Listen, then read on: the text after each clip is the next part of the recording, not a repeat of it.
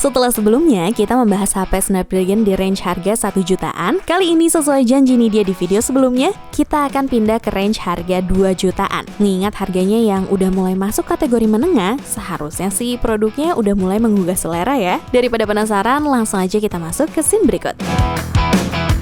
Walaupun udah lumayan berumur untuk kelas Android, namun Realme 5 masih lumayan bersaing loh untuk kelas harga 2 jutaan. Berbekal chipset Snapdragon 665 AI serta RAM 4GB, Realme 5 sudah bisa memainkan game PUBG Mobile di settingan maksimal smooth high. Bukan cuma itu, kalau kalian merupakan tipikal gamers PUBG yang hobi pakai gyro supaya kelihatan lebih kompetitif, performa sensor gyro di HP ini juga sudah termasuk responsif. Selain performa yang terbilang masih maksimal, feel bermain kita juga akan tetap terjaga karena Realme 5 ini diklaim bisa digunakan bermain PUBG Mobile selama 8,5 jam. Gila, mantep nggak tuh? Tapi saran Nidia sih jangan kebablasan juga ya mainnya, apalagi buat para cowok-cowok nih. Kalau yang udah main game bisa lupa tuh sama gebetannya, kan Nidia jadi sebel. Nah, tapi nih, dibalik semua kegemilangan spesifikasinya tadi, menurut Nidia HP ini tetap memiliki kekurangan, yaitu dari sektor baterainya. Meskipun sudah tergolong awet, tapi karena kita cuma dikasih output charger maksimal di 10 watt, jadinya ya gitu. Apalagi tipe kabel yang dikasih masih pakai micro USB. Alhasil, durasi ngecas dari Realme 5 bisa sampai 3 jam. Untuk spesifikasi dan harga Realme 5 terupdate ada di scene berikut.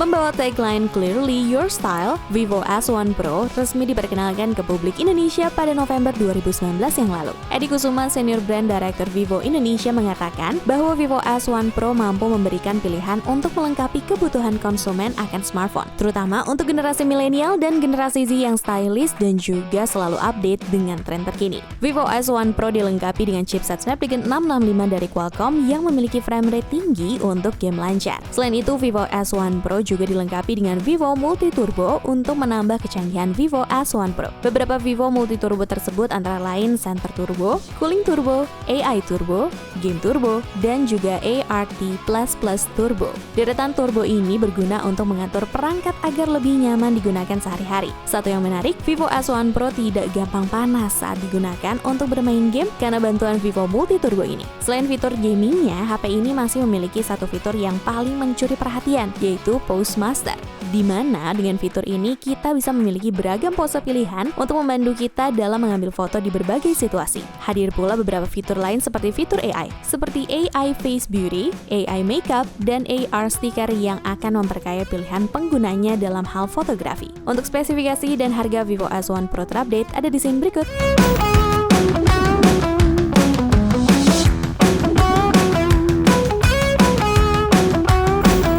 Setelah lama dinanti, HMD Global akhirnya resmi mengumumkan kehadiran Nokia 5.3 di pasar tanah air pada pertengahan tahun 2020 yang lalu. HP Nokia terbaru ini hadir untuk bersaing di pasar kelas menengah. Meskipun begitu, HP ini dibekali spesifikasi yang sangat baik dengan harga yang cukup terjangkau. Nokia memang pernah dikenal sebagai HP paling canggih pada zamannya, hingga pada akhirnya sempat tergeser di era smartphone, lalu Nokia memilih keluar dari persaingan dan dikalahkan oleh Samsung. Namun, setelah beberapa waktu, Nokia kembali hadir dengan berbagai inovasi dalam teknologi berbagai produk terbarunya. Tak heran jika Nokia tidak pernah benar-benar ditinggalkan oleh penggemarnya. Dalam rilis smartphone terbarunya ini, HMD memilih menggunakan ciri khas desain bergaya Skandinavia. Setidaknya itu yang disebutkan oleh sang perancang, Ron Forsyth, yang menjabat sebagai Head of Design di HMD Global. Mengutamakan kualitas dan craftsmanship, dua hal ini memang terasa ketika kita menggenggam Nokia 5.3. Sama seperti ponsel Android Nokia sebelumnya, Nokia 5.3 hadir dengan sistem operasi Android 10 murni tanpa polesan tampilan antar muka atau aplikasi bawaan. Tentunya performanya bisa lebih baik dibandingkan ponsel yang menggunakan antar muka pengguna modifikasi pabrikan. Untuk spesifikasi dan harga Nokia 5.3 terupdate ada di scene berikut.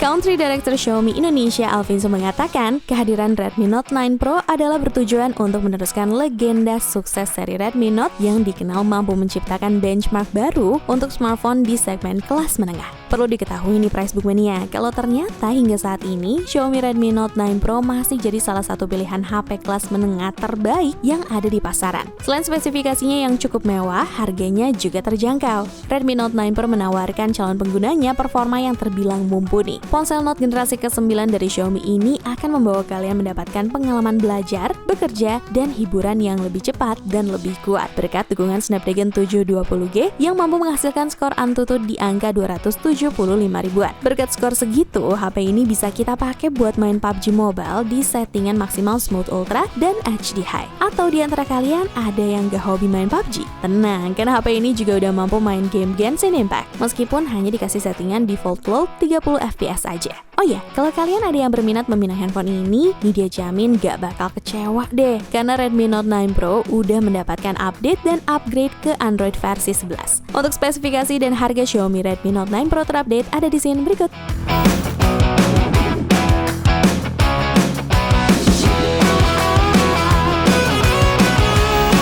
Meskipun berasal dari jajaran smartphone kelas mid-range atau menengah, tapi kehadiran Redmi Note 10 dari Xiaomi beberapa waktu lalu harus diakui sangat menarik. Kehadirannya membuat smartphone kelas mid-range naik kelas dan smartphone ini merupakan pelopornya. Smartphone ini dilengkapi dengan layar yang lega, prosesor yang gahar, dan kamera berkualitas. Layarnya masih memiliki desain dengan bezel yang cukup tebal di sekelilingnya. Meskipun begitu, layarnya justru mampu memanjakan mata kita untuk menonton tayangan-tayangan seperti di YouTube atau saat streaming film di Netflix. Terus, karena sudah menggunakan chipset Snapdragon 678 dari Qualcomm untuk mendukung performanya, membuat penggunaan normal seperti foto-foto kamera, chatting, aplikasi media sosial, dan browsing, dapur pacu tersebut mampu memberikan hasil kinerja yang cukup baik. Dengan kata lain, tidak ada masalah yang berarti ketika membuka beberapa aplikasi dan berpindah dari aplikasi ke aplikasi lain. Sementara untuk kameranya, ternyata bisa dibilang not bad. Secara keseluruhan, kameranya mampu menangkap gambar dengan jernih serta warna yang cukup detail. Meskipun sebenarnya tergantung preferensi. Tone warna yang cenderung warm alias kekuningan pada hasil foto Redmi Note 10 mungkin untuk sebagian orang akan menjadi sebuah nilai tambah untuk performa kameranya. Untuk spesifikasi dan harga Redmi Note 10 terupdate ada di scene berikut.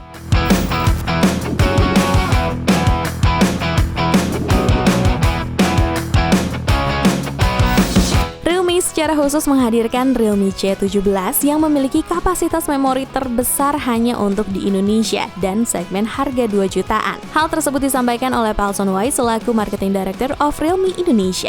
Tidak bisa dipungkiri lagi bahwa saat ini batasan spesifikasi smartphone antar segmen makin gak kerasa. Kalau dulu smartphone kelas entry level punya spesifikasi yang rendah, sekarang hal itu mulai bergeser seperti yang coba dihadirkan oleh Realme C17. Hal tersebut terlihat pada beberapa fitur serta spesifikasi yang diusung oleh ponsel ini. Contohnya saja desainnya yang kekinian. Hadirnya 4 kamera belakang, layar dengan refresh rate 90Hz, serta kapasitas memori utama dan media simpan internal yang super besar. Tapi nih, kalau menurut media pribadi, Realme C17 ini bukan menargetkan calon user yang suka bermain game, melainkan target usernya adalah pada casual user yang membutuhkan storage gede untuk menampung file-file kerjaan sampai file-file pribadi, serta yang lebih memilih aspek kenyamanan multimedia, terutama untuk sektor layarnya. Kalau kalian ngerasa sebagai target user HP ini, monggo disikat langsung. Tapi kalau kalian malah lebih suka bermain game mobile, mungkin bisa simak video ini sampai habis ya. Untuk spesifikasi dan harga Realme C17 terupdate ada di scene berikut.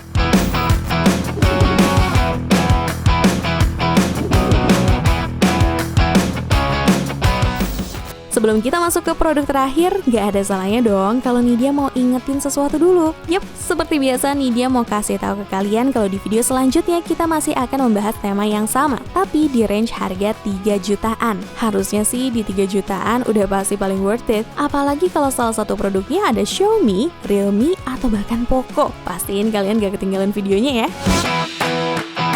Pihak Xiaomi menyebut Poco X3 NFC sebagai the real mid-range killer, alias pembunuh ponsel kelas menengah. Pasalnya nih, smartphone ini mampu menawarkan spesifikasi yang mewah untuk ponsel kelas menengah dengan harga yang lebih murah dibanding ponsel menengah lainnya. Bisa dibilang ponsel pintar ini bisa dikategorikan sebagai sebuah paket lengkap dengan kualitas maksimum. Merupakan HP debutan yang menggunakan Snapdragon 732G sebagai dapur pacunya, serta dipadukan RAM storage 6/64GB, membuat HP ini begitu nyaman untuk dipakai push rank sama temen tongkrongan. Gimana enggak, Poco X3 NFC dengan varian 6/64GB aja ternyata udah mampu mencatatkan skor AnTuTu benchmark mencapai 279.037 poin. Bukan hanya unggul dalam hal performa dan grafik pada saat bermain game, HP spek dewa ini pun mampu menemani kamu bermain game dalam waktu yang lebih lama dari biasanya. Karena chipset gaming yang tersemat sudah dibuat dengan fabrikasi 8 nanometer yang terkenal dengan konsumsi dayanya yang hemat. Selain memiliki daya tahan yang prima, Poco X3 NFC juga sudah dibekali fitur pengisian cepat 33 watt yang diklaim bisa mengisi daya 63% hanya dalam waktu 30 menit, serta full 100% hanya dalam waktu 65 menit aja Price Book Mania.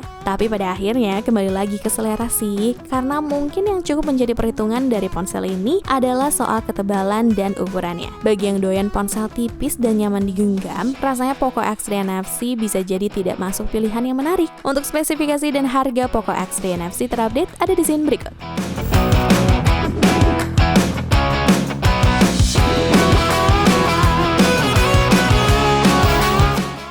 Udah ketebak banget gak sih kalau Poco X3 NFC bakal duduk di posisi pamungkas? Atau justru kalian ada calon lain yang lebih pantas duduk di posisi puncak? Kalau emang ada nih, silahkan drop aja di kolom komentar di bawah ya. Dan jangan lupa mampir juga ke kolom deskripsi dan website pricebook.co.id ya. Ciao Bella!